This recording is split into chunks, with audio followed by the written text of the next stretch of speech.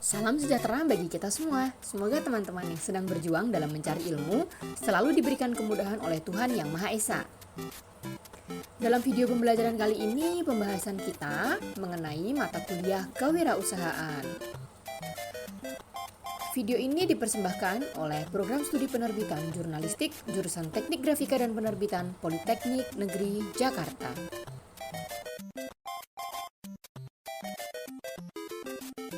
Setelah memahami dan mempelajari konsep dasar kewirausahaan pada materi pertama, saat ini kita akan masuk pada materi kedua, yaitu tentang studi kelayakan usaha.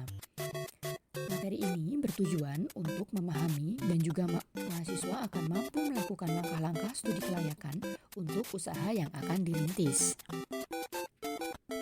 Untuk apa sih melakukan studi kelayakan usaha? Penting nggak ya? Oke, sebelum bisnis baru dimulai atau dikembangkan, terlebih dahulu kita harus melakukan penelitian tentang apakah bisnis yang akan dirintis atau dikembangkan tersebut menguntungkan atau tidak. Tentu saja bila menguntungkan, apakah keuntungan itu memadai dan dapat diperoleh secara terus-menerus dalam waktu yang lama? Secara teknis, mungkin saja usaha itu layak dilakukan, tetapi secara ekonomis dan sosial, dapatkah memberikan manfaat? Oleh karena itu, kita perlu melakukan studi kelayakan dari usaha tersebut. Studi kelayakan bisnis tersebut juga disebut sebagai analisa proyek bisnis, yaitu merupakan suatu penelitian tentang layak tidaknya suatu bisnis dilaksanakan dengan menguntungkan secara terus-menerus. Studi ini pada dasarnya membahas berbagai konsep dasar yang berkaitan dengan keputusan dan proses pemilihan proyek bisnis agar mampu memberikan manfaat ekonomis dan sosial sepanjang waktu. Dalam studi ini, pertimbangan-pertimbangan ekonomi dan teknis sangat penting karena akan dijadikan dasar implementasi dalam kegiatan berusaha. Hasil dari studi kelayakan bisnis pada prinsipnya dapat digunakan antara lain sebagai berikut. Yang pertama, untuk merintis usaha baru. Misalnya, untuk membuka toko, membangun pabrik, mendirikan perusahaan jasa, membuka usaha dagang, dan lain-lain. Dan yang kedua, untuk mengembangkan usaha yang sudah ada atau ekspansi. Misalnya, menambah kapasitas pabrik, memperluas skala usaha, menggantikan peralatan atau mesin, untuk menambah mesin baru, untuk memperluas cakupan usaha, untuk membuka cabang, memperluas pasar, dan sebagainya. Dan yang terakhir, itu untuk memilih jenis usaha atau investasi atau proyek yang paling menguntungkan. Misalnya, pilihan usaha dagang, pilihan usaha barang atau jasa, pabrikan atau perakitan, memilih proyek A atau proyek B yang diambil, dan lain-lain.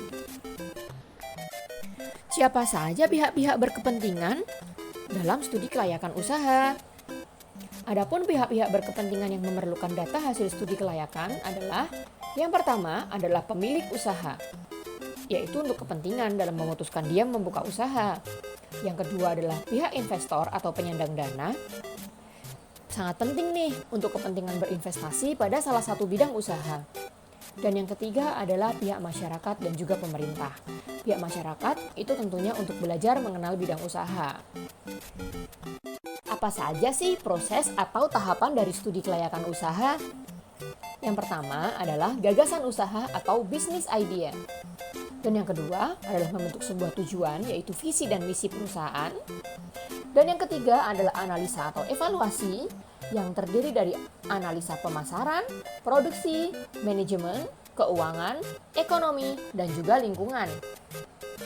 Nah, beberapa kriteria yang dijadikan aspek penilaian adalah aspek analisa pasar meliputi kebutuhan dan keinginan konsumen, segmentasi pasar, target, nilai tambah, daur hidup produk, struktur pasar, dan lain-lain.